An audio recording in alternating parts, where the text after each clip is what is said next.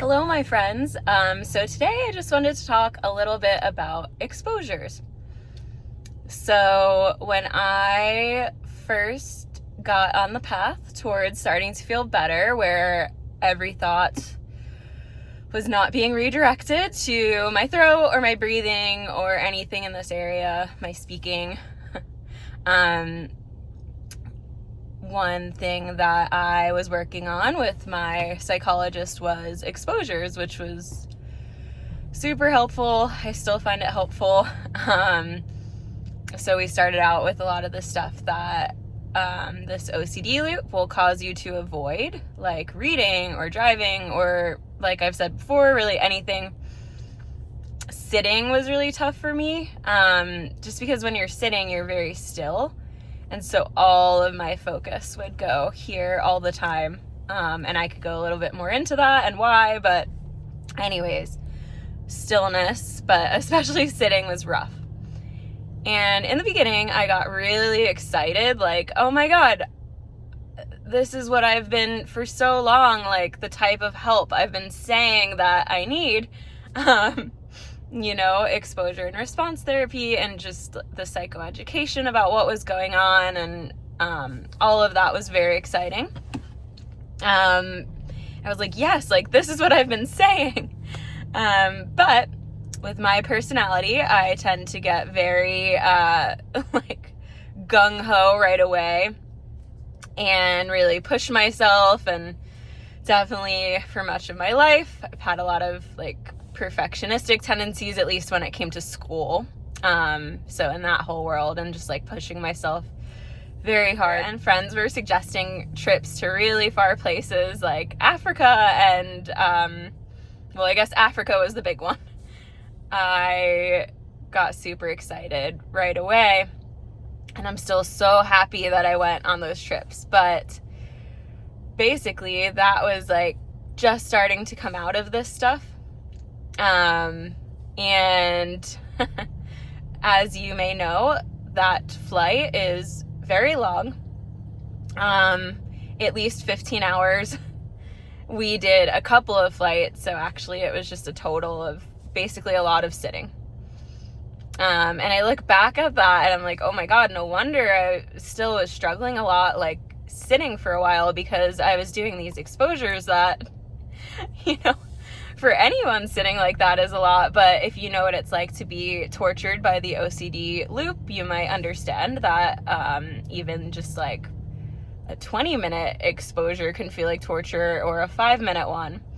And so for one thing, I guess I should give myself credit, but also it's a really good lesson of perhaps, I don't want to say what not to do right away, because I'm really happy I went on that trip.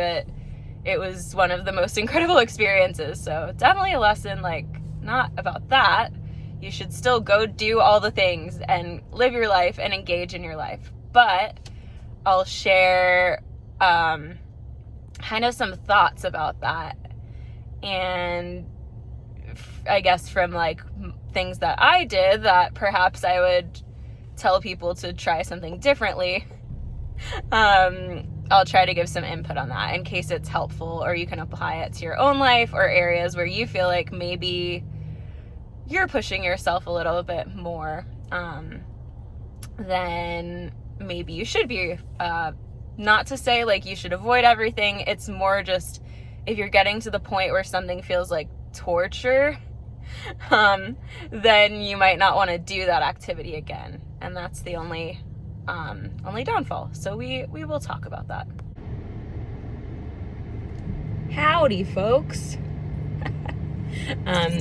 So resuming my talk on exposures, I ended up getting distracted the other day because some Uber rides popped up, and I love just driving Uber because it's fun and you get to meet a lot of people. And when it used to like be excruciating to talk, I would always say like, wow, I think it would be a lot of fun to drive for Uber, because you get to meet like all different people and hear their stories and interact with them, and that would be so fun. And so now I do it, and it is really fun. But back to our talk on exposures. So what I learned from my own failures No, what I learned from my own experience was that when we're first starting to overcome OCD and chronic thought loops and chronic pain and all of that, you know, all of that stuff, repetitive thought loops, etc., whatever label we wish to use, it's really challenging, and unless you've been through it, it's tough to describe to someone what it feels like to be like tortured to death 24/7 and be suffering so badly, and like it's so bad. And so once again, just acknowledging that. And when I started to get better, I was getting really excited, and I was thinking about more recently just how like the exposures I would do with my psychologist was, you know, one of the first ones we did was reading again, like being able to read without every thought being directed here and to my pain and etc., which is what this stuff will do to you.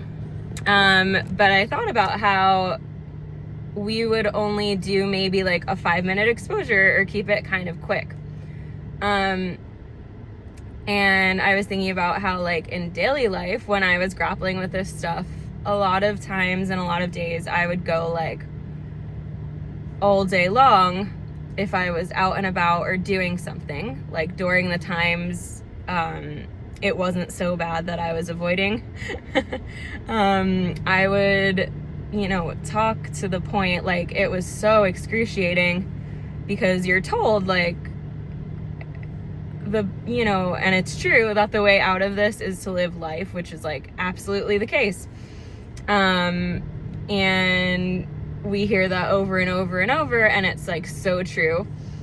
But when we're in this loop, we don't really realize that like a lot of us with this personality, our version of living life is sometimes like really pushing ourselves to the point where trying to be social and like act like, you know, everything's fine, and a lot of like our perfectionistic qualities may come in because we want to be out and about and having fun, but we don't realize that like if we're still suffering inside as that's going on, then that's probably going to make us not want to do that activity again. So when you're first starting to get better, even just like not limiting things, but doing things that you once enjoyed in like small doses is okay too, and looking at it as like, this is me being really kind to myself, not this is me like having to limit myself by only being able to like hang out with friends or go for a drive for a certain amount of time. Look at it as like, okay, this is a small baby step of, you know, being kind to myself, knowing that eventually you can do all of those activities anytime you want, like all the time. And so when I was starting to feel better and going on those like really, really long flights to go on the safari with some of my best friends, and I was going on a bunch of long flights because I was so excited to be getting back into living life. And I'm not afraid of flying. I should clarify that. I'm lucky, I guess, because I know that's a really common fear. It's just something that for me, like, I've never really been afraid of because I love to travel and it's always been exciting for me. But what was really hard was sitting and sitting still, because my version of the repetitive thoughts was all being redirected to my throat and breathing. And when I would sit, all of my focus would go there, and that was awful. And so even though I am so happy I went on those trips and it was amazing and stuff, I've had a lot of really, really tough flights. Just because it was my first time in ages, like, you know, doing that while overcoming this loop. And, you know, now that I finally kind of figured out what was going on, and I mean, we always kind of have an inkling, and then this stuff will create doubt. But anyways, And so what I found recently, which is very exciting, I was on a flight going to Aruba to meet up with my parents like super recently.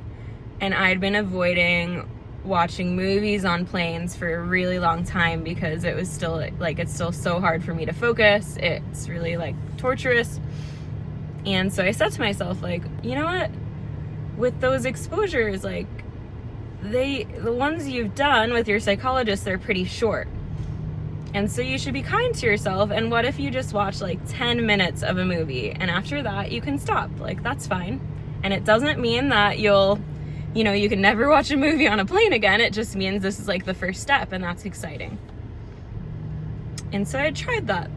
And it was awesome because even though, yes, it was still challenging, I ended up getting really into the movie. I ended up watching 2 movies on that flight, which is like so exciting. So exciting. I tried doing it once back in April, on a flight to, well, Iceland was the layover. I was going to Norway, so it was a flight to Iceland. And that was really hard. And so then I hadn't really like watched a movie since then on a plane. And I told myself I would do it very recently. And so, yeah, I was just so happy, so proud. And I knew like, okay, even though this was tough, like, you did it, and it means you could do it again, and it's gonna get better. And I guess I'm just sharing this story to illustrate that if exposures at first seem like hard or torturous, or, or even just engaging in life again, or like re-engaging in things you've been avoiding, it's normal for it to feel really freaking hard. But it won't always feel that way. Like, I promise it will not always feel that way. And just starting with little spurts and like doing, re-engaging in shorter amounts of time, that could be really helpful. Okay, and if you're wondering what movies I watched, the first one was Love on the Danube, Love Song. Apparently there's a whole series in Hallmark, or it's a Hallmark movie, and there's a series. And it was really cute. I love a good travel movie. It was about a guy and gal who meet on a cruise. I don't know why I just said gal. Ugh, that like made me cringe. They meet on a cruise, and their parents are on the cruise with them. So the guy is with his father, the woman is with her mother, and both of their parents are widowed, and the guy and girl are trying to set up their parents on this cruise. And then of course they end up falling for each other naturally, and it was a good movie. Would recommend it.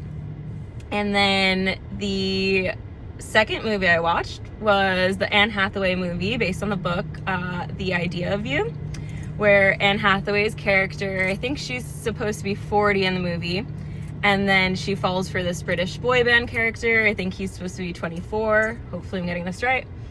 And they meet at, I believe, Coachella, and because she has to go to the bathroom but walks into his trailer by accident. They end up like connecting. It's a great, that was good too. Would recommend as well. And then on my flight home, I said to myself, oh no, Christine, like, you watched 2 movies on the flight going. You are not going to avoid this on the way back, even if it's hard. And if it's hard, we will start with 10 minutes. And I ended up, well, technically I meant to watch 2 movies on that flight, but the flight was landing during the second one. That kind of happened with the Anne Hathaway movie, but I only had 20 minutes left. So actually I was able to finish that on the flight going home. And then following that, I watched a wonderful movie called Daddy-O, with Dakota Johnson and Sean Penn. Dakota's character is going home in a taxi. She's just landed at JFK Airport, and the whole movie is about like the connection between her and Sean Penn's character during this taxi ride, which now that I'm driving Uber, I've almost done 1,000 rides, by the way, guys, which is like very exciting. But it was really cute because it was just, I love those movies that emphasize meaningful human connection, which was nice. And yeah, the whole movie is set in the taxi, which you might be like, ooh, would that be boring? No, like it held my interest. I liked it. And then you'll never believe it, but I was like, let's peruse the drama section, Christine, now that you're someone who watches movies on a plane again. And then I saw this movie called Turtles All the Way Down. It's also based on a book. And believe it or not, it's about a girl grappling with OCD. I couldn't believe it. And I watched it and it was so relatable. So relatable. I was like, this would be good because this might be a little triggering, like true exposure. And it did trigger so many memories, so many things, like what it's like to deal with it when you're living it. I did not finish it on the flight because we landed, but then I was so roped in that I was like, okay, I got back to my hotel. I purchased a temporary unnecessary subscription just so I could finish it because it was the only way. This is the day before Thanksgiving and it was so good, so relatable. So if you're grappling with some of this stuff, well, I say I would recommend, but I could also see how it might bring up a lot of emotions. So keep that in mind, but it made me feel, I guess, like, made me feel understood, which is good. So exciting news over here, but I guess, yeah, I wanted to make this video just to say that, like, if you feel like sad or confused or you're like, I don't get it, I have been living life, why am I not better yet? Or just know that a lot of times it takes, at least if you're like me, it took a lot of time and trying new things and persistence and doing things in like little spurts rather than all at once. And then the key is that we don't want to then like not do the activity again, even if it went poorly. We just recognize like, okay, I could just do it a little slower this time or in a smaller dose. Realizing that the ultimate message is that, you know, our bodies want to heal. I always repeat this, that we should discard a lot of the medical labels we've been given, because a lot of those labels are just labels. And I think too, a lot of them are like very fear-based. There's so much fear behind it. I guess recognizing that you can do a lot of things. You can go out and you can live your life. And practicing helps. Like, look at it more like a practice rather than like, oh, this is something I have to do. Like, find the things that excite you or that make you excited, that you want to do again, and do it in little spurts, right? Like little exposure and response prevention practices, which it can really help to work with a practitioner who's good and skilled in it and who like really understands OCD and chronic pain. I think that's a hard find, but it's important because then you can feel heard and supported and understood. And yeah, I guess that's all I've got for you, but I just want to say I'm really proud of anyone grappling with repetitive thoughts, OCD, chronic pain, we could say mind-body syndrome, TMS. There's so many labels. If you're grappling with neural circuit pain, say that. I'm so proud of you guys, and you should be proud of yourselves too. And I know that you're gonna start to feel better. I believe in you. I definitely believe in you. All right, everyone. I hope to talk to you soon. Stay cool. That's me. Cool as a cucumber.